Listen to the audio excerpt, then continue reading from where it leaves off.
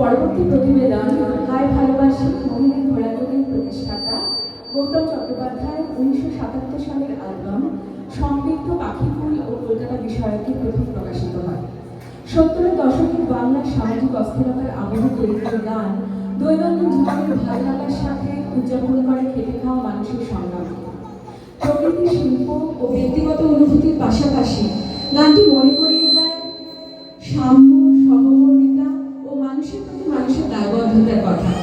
মনে করিয়ে দেয় পৃথিবীর সমস্ত সৌন্দর্য পূর্ণতা পায় তখনই যখন তা ভাগ করে নেওয়া যায় সকল মানুষের সাথে সমানভাবে।